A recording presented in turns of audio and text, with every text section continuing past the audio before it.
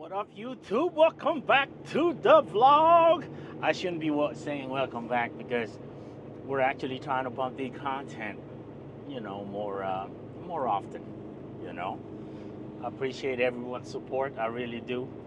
Um, we still got our partial with us. It sounds really bad, believe it or not. It really does. It sounds like we're barely gonna pay expenses after we run this, right? The whole time, right? The whole way.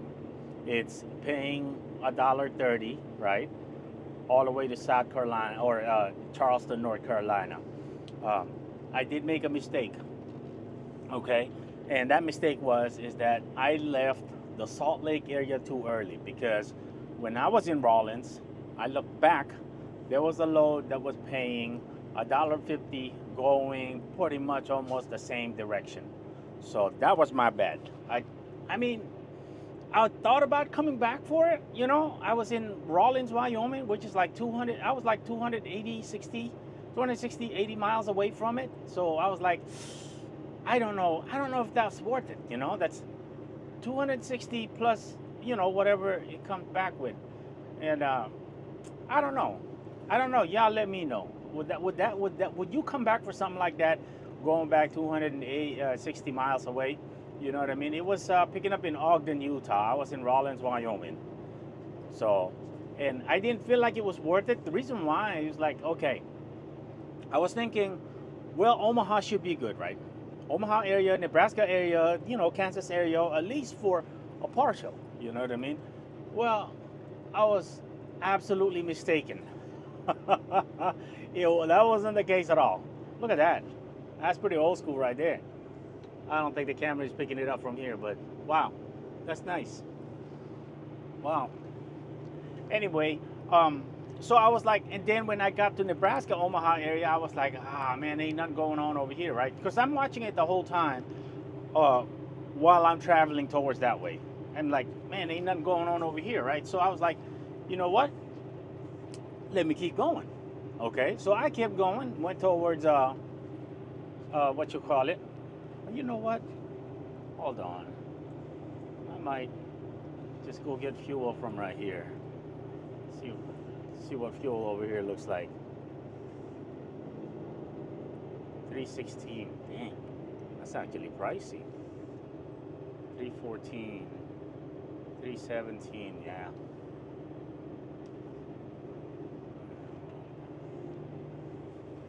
317. 316. 346. Yeah, better get fuel over here. Anyway, oh, here you go. That old school right here. Look at him. um, yeah, it's definitely an adventure doing, partials. Okay, we just booked a load with Landstar, and this one is paying $1.20 a mile, going 1,000 miles, and it's only like 6,000 pounds, 7 or 8 foot, 8 foot long, or 8 foot in length. So, but it looks like we're not gonna find anything else though. So, this whole adventure is definitely, um, I'd say, if you're looking at it short term wise, right, it's not worth it. Now, if you're looking at it from a business perspective of things, um, you know, and looking at history and things like that, and like people are doing this on a regular. You know what I mean? The partial things. So obviously they doing something right, right? And also we have a broker that commented on the comments down below, right? And I agree with him 100% that LTLs and partial haulers will make significantly a lot more money than your full load haulers, in the long run. So um, we're gonna give it a shot. You know what I mean? I think this time around we're probably not gonna be too good. You know what I mean? We're not gonna do too good, I should say, but that's okay. That's part of it. Yeah, that's part of a business, right? Taking a risk. So We're gonna get fuel. So as I was saying before, right? Um, it's we definitely there was a lot of missed opportunity this time around. Like I said, it's a learning process, right? It's not something that you're just gonna wake up and start doing and perfect right away, right? So it's gonna take a little bit of time. Uh, from looking at what was happening, make sure my interlocks are not on. Okay. From looking at the load board from Salt Lake all the way to currently where we are at the moment, I'd say there was definitely a few missed opportunities. Okay. There was another missed opportunity that was out of Kansas. Okay, at Kansas City. So I was in Grand Island, Nebraska, and then I was like, okay, let me shut down over here. You know, coming from Rawlins, Wyoming, I was like, let me shut down over here, and then let me see what it looks like tomorrow, right? Which was snowing then, and then there was nothing going on. So I was like, man, let me just keep going. I know I'm gonna find something in Davenport to Illinois into Indiana area. You know what I mean? Going towards Charlotte, North Carolina, or even South Carolina. So I was like, okay, let me keep driving. And as I was doing this and looking back, there was definitely some missed opportunities, and that's my reasoning why I thought I should keep moving, because I'd be wasting time sitting around if there's nothing happening on the load board, right? And there was nothing happening on the load board at the time, right?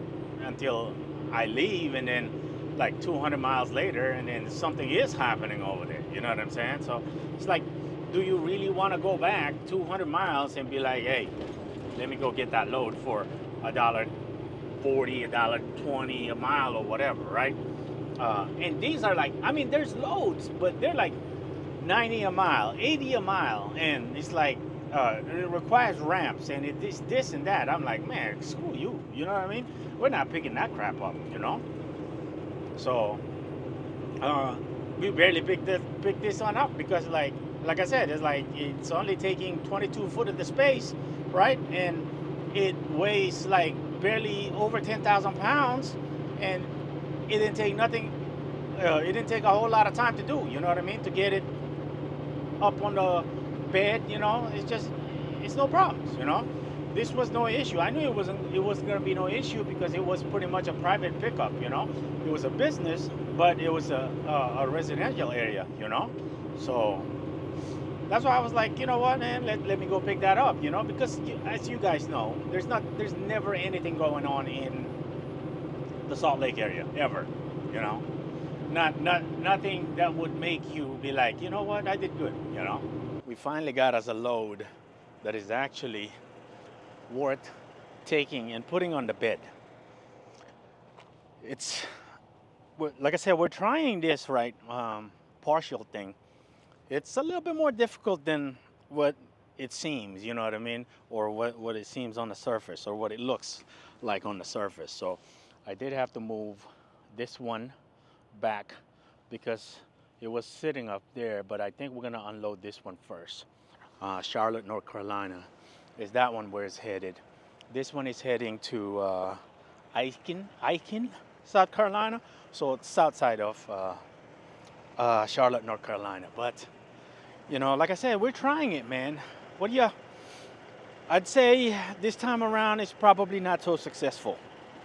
I'd say we made some mistakes for sure, but I definitely see the potential. What do you think he's carrying, man? Check this out. What do you think he's carrying? What is that? Look how big this trailer is.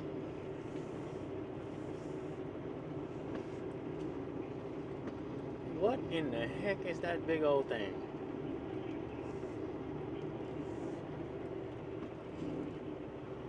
That thing can't be that heavy, right? There's no shot. No shot that you need all of that frame. What do y'all think he's carrying? Oh man, look what happened. So I had my camera on a tripod and I had to brake hard and the doggone thing fell over. And this is what they call the ND filter. The ND filter, it like it reduces the amount of light that's coming in during the daylight. That's why I'm able to capture the footage that I'm able to capture while I'm driving, to where the light doesn't change on you automatically, and things like that, because hard, like I don't want to get into it because it's a little bit more technical, but yeah, that's what I use to reduce the amount of light that's coming into the lens so I can get proper exposure on the camera.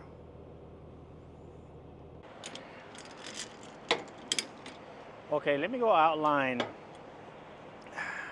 some of the things that I found out about, you know, uh, hauling partials.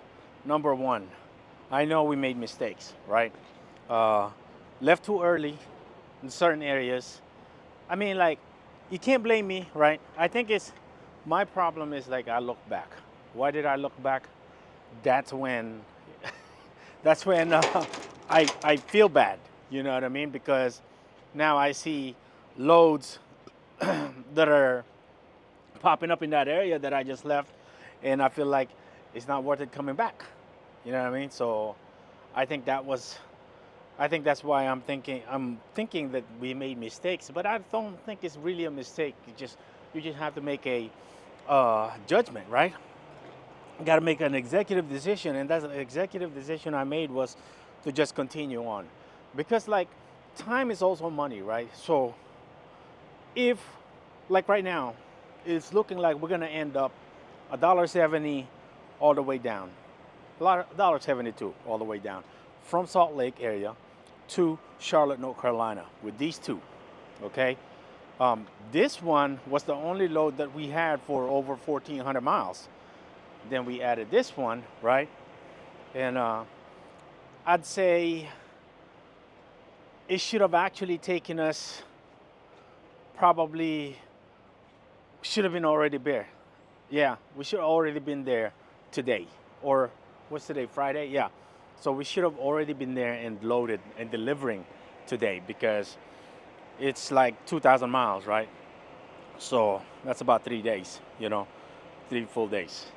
So on the fifth, fourth, fifth day or so, we should have already been there. So um, it's gonna be the weekend before we can unload, or next week before we can unload this thing. So definitely, I'm not happy with how things turned out, right?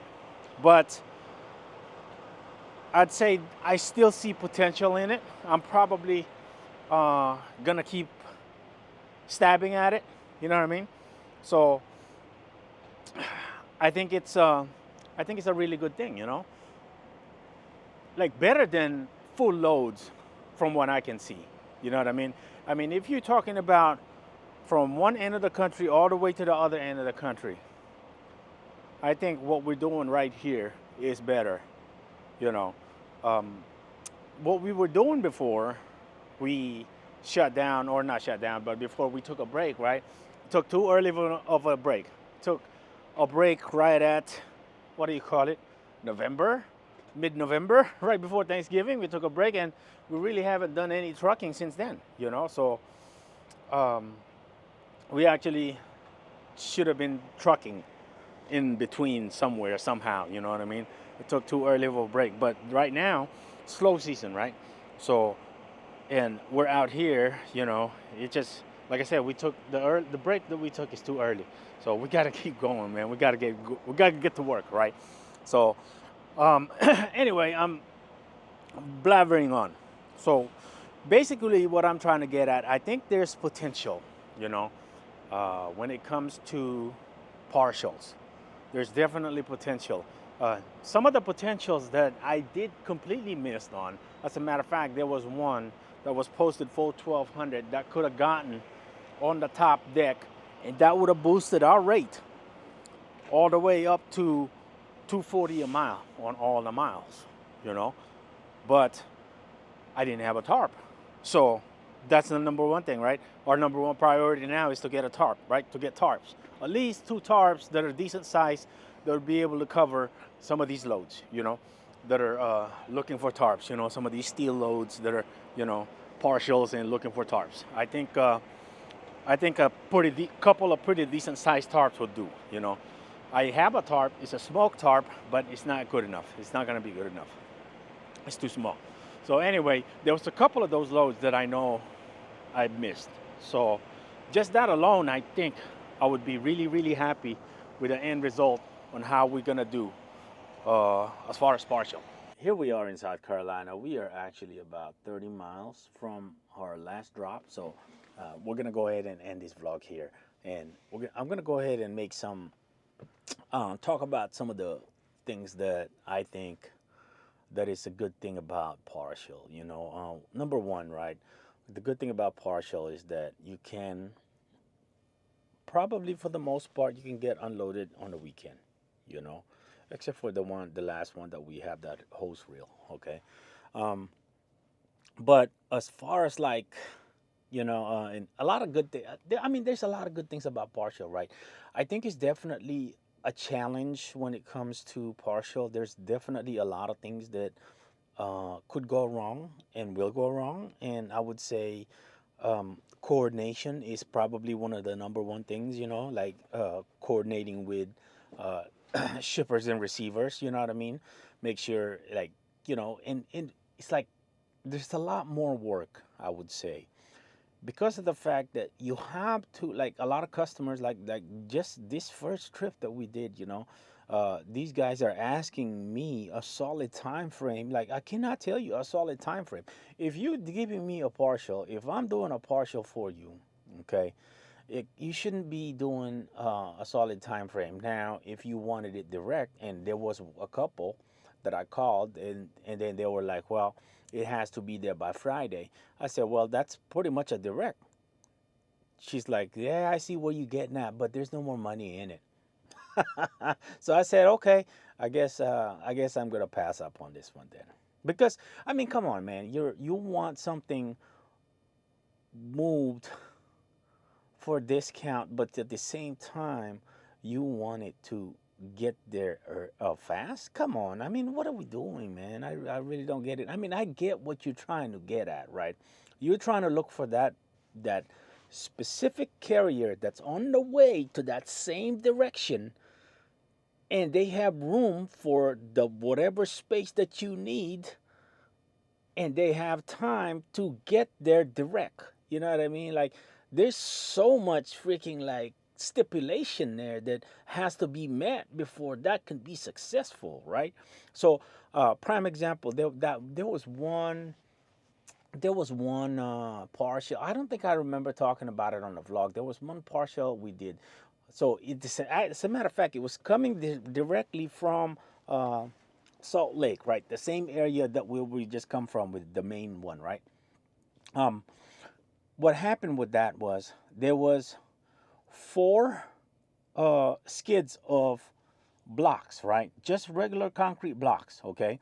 And it was my fault to begin with. I did not check the dates and things like that. Did not ask enough questions. This time around, though, I was asking questions, all kinds of questions. Okay. Anyway, let's get back to that story. So this wasn't a Friday. At first, I picked up a military small container. That was the main load, and that paid decent coming into the Houston area. Okay, or going towards San Antonio, and then the four pallets of blocks, right? uh, they were going into the Houston area, and there was a generator or an engine, right, that was going into the Denver area. So we picked all of that up, and I believe on all the miles I was at 230 on that, which is not bad coming out of Salt Lake. Okay, if you can put that together, it's not bad coming out of Salt Lake. Now, this was a Friday. I booked all three of these on a Friday. Remember that, okay? And the last one I booked was, or the second one I booked was the blocks, okay? The four pallets of blocks. And what happened there is like, okay, the guy said you got 1 hour. They're closing in 1 hour. Okay, no problem. I rushed down there, and then we're doing the setup over the phone and everything, right? And we got there on time, right? We were an hour away, and we had 1 hour to get there. Got there on time, picked up the blocks, no problems. And this is where it was my fault because I did not check the dates. Okay, now moving right along, I picked up that engine, drop off that engine. Monday come around, we're in Denver. This freaking broker was like, "Hey man, you're not at your appointment." I said, "What appointment?" Then that's when I looked at the BOL and I mean the Raycon, and sure enough, it said it right. Now, let's look at this from the carrier side of things. Okay, um, yes, I know it was my fault, 100% my fault. Okay, I did not check the dates and sign that freaking Raycon. Anyway, uh, Friday evening at 5 o'clock in the evening, and they were closing at 6 o'clock. You telling me, let's go pick this up, let's go get it, and get it there by Monday morning at 8 a.m. Okay, so that broker got me right. I mean, they got me. They really did. They got me in a contract. They got me. They got me to bring that stinking thing. So anyway, so along the way, right, Denver come around, and I'm in Denver. Denver is about 800 something miles away from Houston, Cathy, Texas, to be exact. So I go. I'm calling this guy. I'm talking to this guy, and I'm telling him, and he is being derogative against me. You know what I mean? He was like, "You can't freaking, you can't." I mean, he was talking all kinds of bad words, right? I'm over here trying to keep it calm because of the fact that I know he has the power over me at the moment. The reason why is because he can easily deduct and probably report me to 411 and do all of these other things, right? Deduct from the rate con and all of this. So I was telling him, man, listen, man, I apologized to him. I made a mistake. I didn't check the dates. Okay. Now, I told him too, like, you have to admit though, like, come on, man, we were 1 hour away from them closing when I found this load off the load board, and you gave it to me and it's a partial. Come on, man. Don't, I mean, come on, man. I was talking to him, right? And then he didn't want to hear it. He said, "You call the customer." I called the customer, right, the receiver, and then I explained to him what was happening, and the customer was like, "No, no problem. Tuesday." Boom. I thought everything was good to go. I thought everything was good to go. And when it's time for invoicing, them son of a guns deduct $250 off of that invoice because it was late. And I called the guy directly. I called him, and he was like, "Man, it was accounting that did that." I looked up the company. Guess what? That's his freaking company. It's his company. The brokerage belongs to him. This is how dirty some of these brokers are now. Listen, I get it. It's my fault. Okay, I don't think I remember talking about that scenario in the vlog. But anyway, uh, I've learned from that, right? I Every single one of them I called. What is the time frame on this? When is this got to be there? This and that, this and that, this and that. Okay, and we got to make sure. You know what I mean? We got to make sure we clarify some of these things with these brokers, because some of these brokers, like, I think if you if like looking at his MC number, he's been doing this for a while, and looking the way it seems like, he saw an opportunity, he grabbed it, and that's why he deduct that. You know what I mean? He saw the opportunity and grabbed it. That's why, and that's so dirty, man. I mean, like I said, I didn't really talk about it on the vlog because it is 100% my fault because I signed the contract. That's what it's all about, right? We signed the contract. It's an agreement, right? It's a binding agreement, right? So that's why I really didn't talk about it that much, and that's why I really wasn't, like, you know what I mean, really butthurt about it, because, like I said, I admit it. It's my fault. You know what I mean?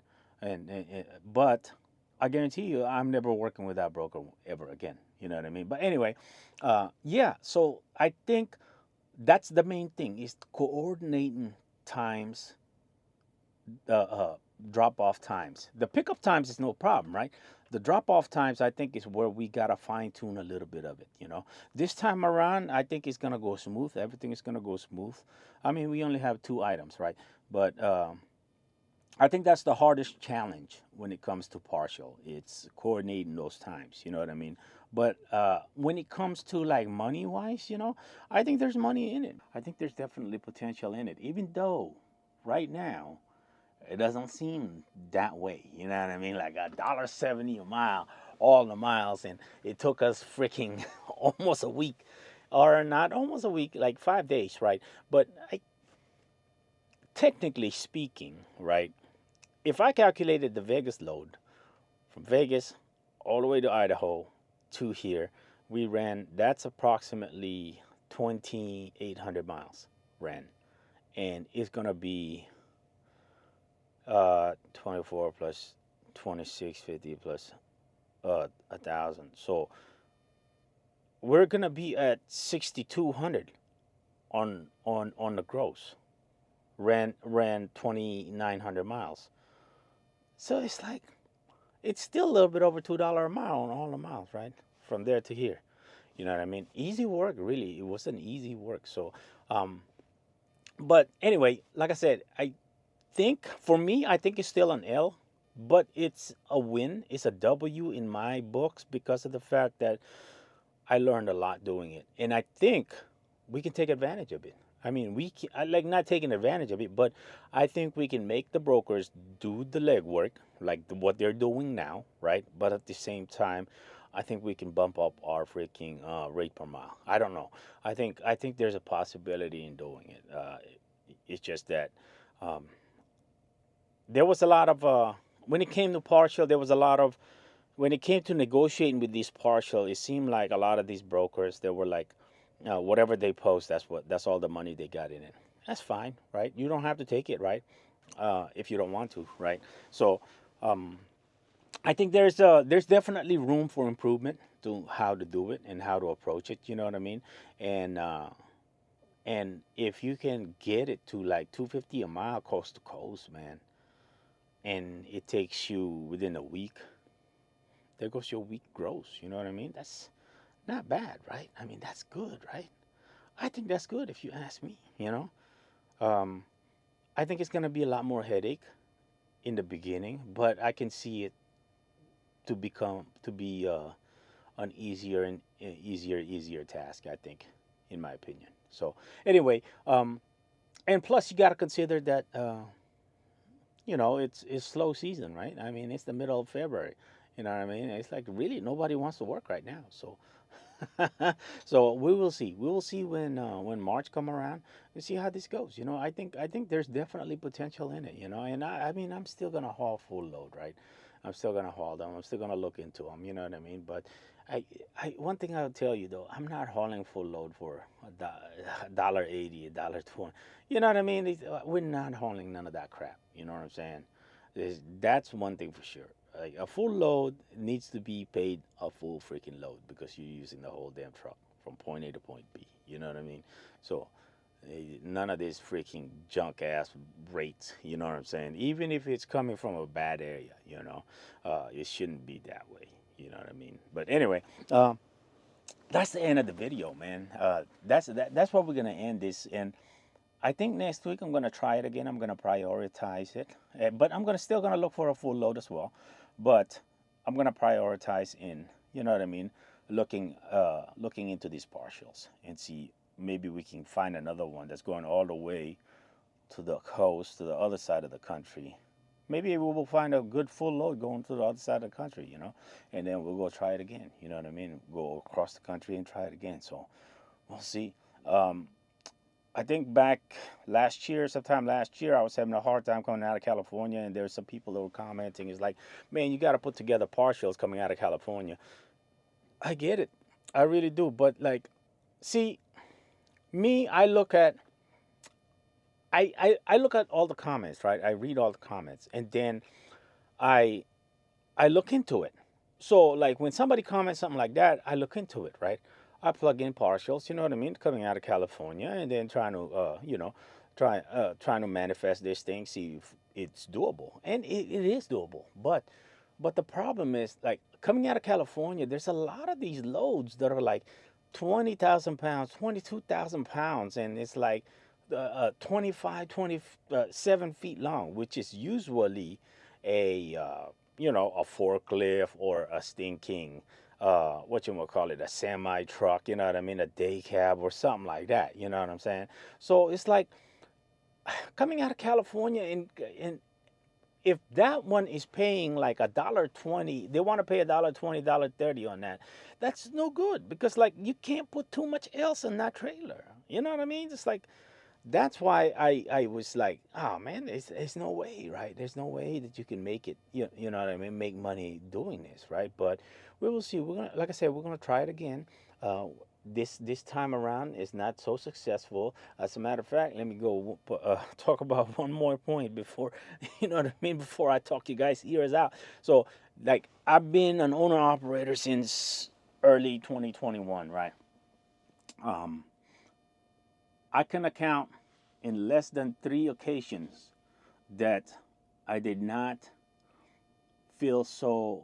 Uh, I did not feel success in the load that I was hauling, and this is one of them. You know, the other 2 times it was I was on a loadout trailer, and the broker freaking canceled on me, or he overbooked. So what he was doing, he was sending carriers over there, like three at a time, but there was actually only one load, so he was trying to see which one gets loaded.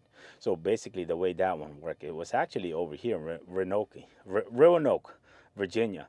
It was close to Roanoke, and you drop off your trailer there, and then you wait 24 hours. And then I was like, hey, you're gonna have to pay me for those 24 hours. He said, yeah, no problem. And then you drop off your trailer, and then you pick it up the next day, right? Well, I try to pick it up the next day, and the freaking people were like, man, that load's gone. So here it is. It's freaking Friday at 2 o'clock in the afternoon. You think you're gonna get another load uh, coming out, going west? You know what I mean? At 2 o'clock in the afternoon, coming out of the Roanoke area. Yeah, freaking most of the people up here in this area by 3 o'clock, they're all shut down, man. So yeah, and that was one of them. You know what I mean? And there was one more time, but there was no big deal, nothing really uh, crazy. You know what I mean? So really, that's why like it's I'm glad to where I have gotten as far as I have gotten in trucking. You know what I mean? As an owner operator, because of the fact that I think I'm approaching this in a good way. You know what I mean? Not the best way per se. You know what I mean? But I think we're gonna get there, right? So the game plan next week would be, of course, the full load is the priority, right? I think we're gonna try to find something all the way across the country, partial wise, and then we're gonna try to make that thing again. See how that thing is gonna work. You know what I mean? I think it could work. I think it is a possibility, but our priority is full load. If we can't find those a decent, you know, load for a full size load, then we're gonna look into the partials. You know, and and we're gonna have to look into like where to get those tarps. I think I'm gonna get 2 tarps. So I'm thinking about trying to make my way back into Ohio to Mighty Products, you know, and just go get 2 tarps from there. They're cheap. Yeah, they're cheaper compared to everywhere else from what I've seen. So anyway, we will see y'all in the next video.